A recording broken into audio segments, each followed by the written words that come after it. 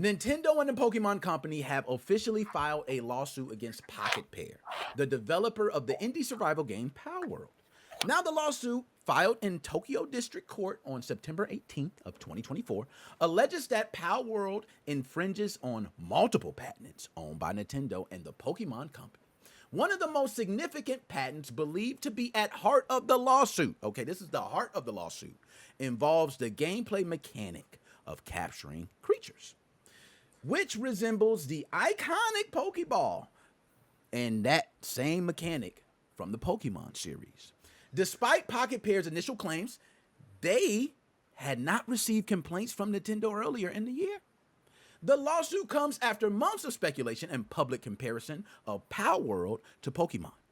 And now Pocket Pair has acknowledged the lawsuit, stating that they will not only investigate the claims, that they have expressed disappointment and the time that has taken away from game development, they will make sure to take care of that ass by the legal matters and in the courtroom on Nintendo. I respect that. Now, last before we go back to you, Dr. Specimen, I want to say, given the significance of like Nintendo and Pokemon series, so there is a complete understanding of why Nintendo would want to protect their IP, their intellectual property. I get that. Because, and especially Pokemon, it's a big damn franchise for Nintendo. We all can agree.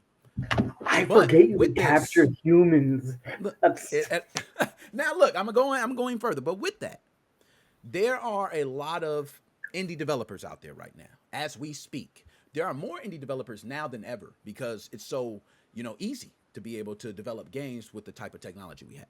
So we have a lot of indie developers. How are you able to develop games? Inspiration comes from something, right? If you're a basketball player, the way you shoot and those mechanics come from certain players. If you are a doctor, maybe the way you study come from other doctors. Like there's always inspiration coming from everywhere. And I would think Power World got inspiration. Has inspiration become the new lawsuit? I think that uh, I think Nintendo doesn't like inspiration. There are plenty of companies out there like Sega. Um, well, honestly, Right. Sega and Sega like the Bethesda Sonic. Sonic is are a big one. Yeah. are totally willing to put up with fan games the Fallout the new like Fallout mod that was Mm-hmm. released Mm-hmm. that's based in London. They got fucking John Burko, who was the former Speaker of Parliament, to voice the robots in that mod. And Bethesda is, they don't care. They don't particularly care about modding.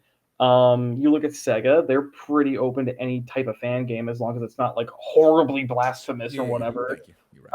Um, Companies like Activision are, they can be a little bit wishy washy on it, but I mean, Wish, wish. there's they'll strike down any third party Call of Duty thing, but Clone Hero, which is literally a Yeah. perfect clone of Guitar Hero, is it's been around for years and is played by millions and millions of people and is almost pseudo. I mean, it's Yeah. literally had custom music made for it by Dragon Force, who made Through the Yes. Fire and Flames. So um, it, there are levels to which a company will accept fan service of this sort, and it just seems like Nintendo has a zero tolerance policy for some freaking Some. reason. It doesn't make any sense to me. Now, and I'm glad you mentioned that. And the Clone Hero is a great example. I think Step Mania was another that does like DDR. A lot of people play DDR, and Step Yeah, Mania is out there, right? It's people making custom music for you. You don't see them coming down on them. Um, One thing I do want to say is that Nintendo seems to pick fights. I agree. I If someone right now was to come out with a game about Glass Joe, he was the first person that Little Mac fought in the original Punch Out. A lot of people don't know that, but that's his name, Glass Joe. He is 1-99. Okay, that's his record. And the funny story about it is that the one win he got is actually against the world champion. But nonetheless, you know what I mean? He is 1-99. If someone was to make a game or a comic book, a movie series about Glass Joe, and they could call him something else, but it's inspired by Glass Joe, If that movie became famous, Nintendo then attaches themselves to that. That's what I don't like. I hate that. I don't mind if you attach yourselves to something, you know, and maybe eyes aren't on it. You're attaching yourselves to things If all over. But it Palworld seems got like Nintendo. 10,000 sales, they would not have sued them. I agree. I agree. And it seems like Nintendo seems to pick the battle based on how successful it is. That's just me. All right. Which So, isn't even necessarily unfair, but when it clearly is coming from a stance of just pure pettiness as opposed to fighting for what's right for them and the people who worked on Pokemon, it's just it's I mean this is a very overused word, but honestly, it's offensive. yeah. No, I agree. And be the Justice for Glass Joe. I like that. The Justice for Glass Joe. They do Glass Joe, man. And I don't know what happened with Glass Joe. There's a lot of characters in the Punch Out series that I think just based on their the way the characters were, you can go further. And there's a lot of Nintendo games that's one thing I can give them about their characters. They really get into the lore. And then people come up with these wonderful fan creations, and I don't understand why they hate. But nonetheless, I didn't want to because I got a wonderful segment next.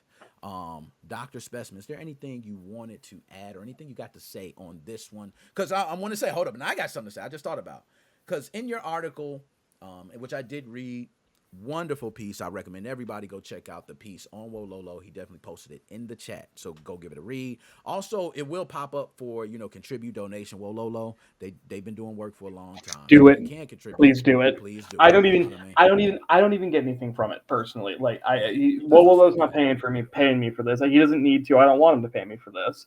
Yeah. Give him money. He deserves that, seriously. I'm about to say, give him donation could be as low as $1, bro. You know what I'm saying? Whatever it be, just whatever it be.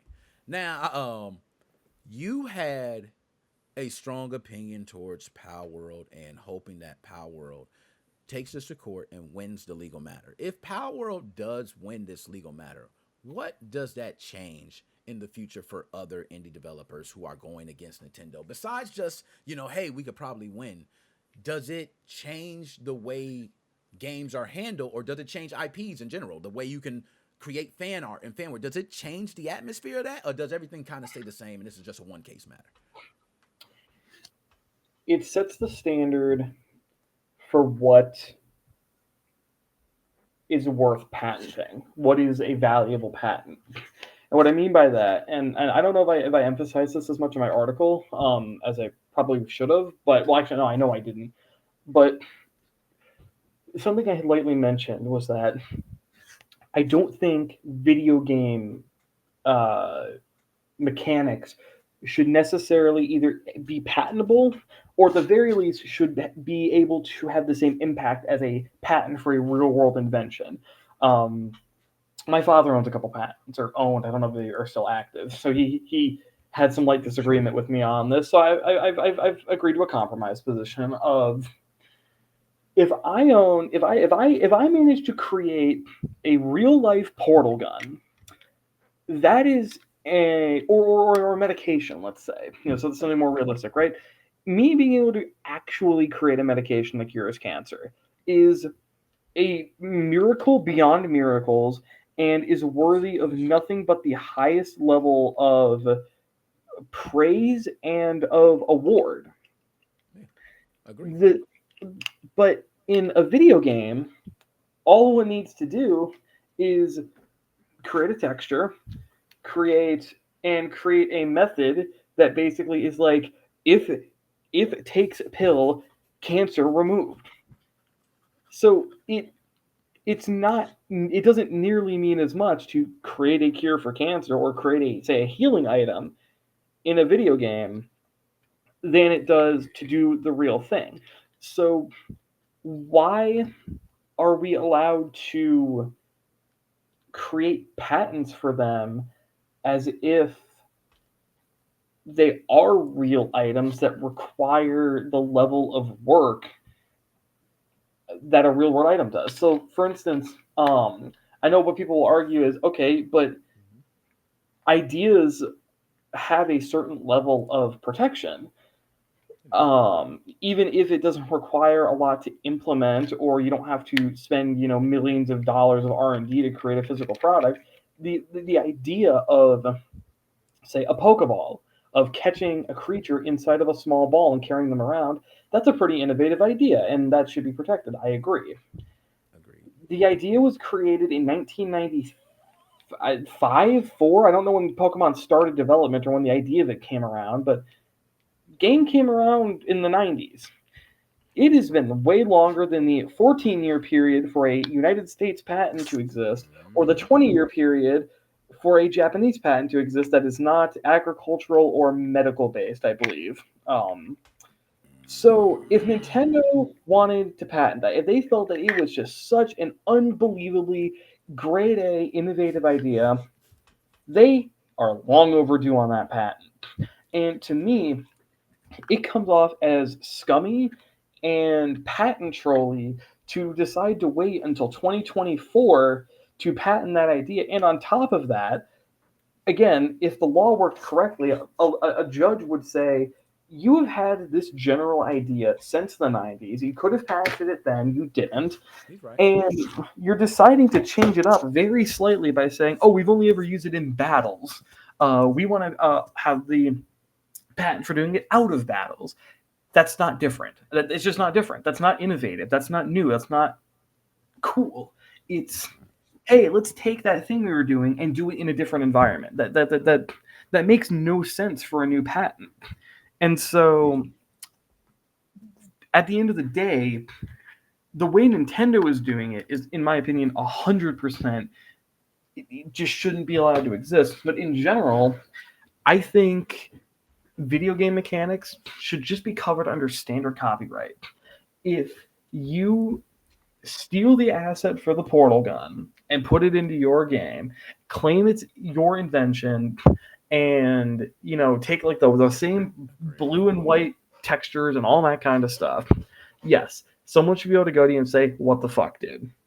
But Facts. if Portal comes out and then I say to myself, they have this whole Portal game, but they put it in the context of these crazy test chambers.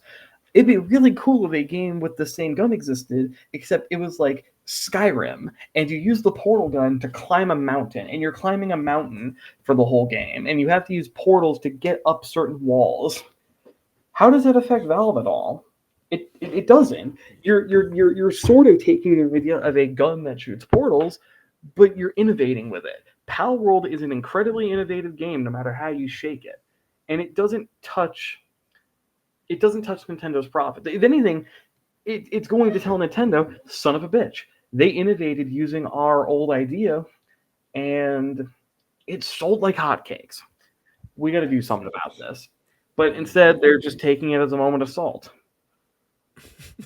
they are now. Drunken Monk. Sega had a patent for in-game guides and objective arrow slash compass. Why do you think so many people patent exist and stifle creativity? Nintendo even had a cross-style D-pad patent until the 360 was released. Now, one thing I will agree with on patents, and first of all, the patent business, we already know how the patent business is. If we gotta go down the patent business, we can go down a whole nother level. Okay, patent business can get dirty. Okay, it can get real dirty, and it can get funny, and it can come down to the little technicalities, and it can come down to money. It can come down to other things. So, patent business is one thing, but proven in the court of law is a whole nother thing. So, I'm very curious to see this case break down, and man, we gonna see. We gonna see.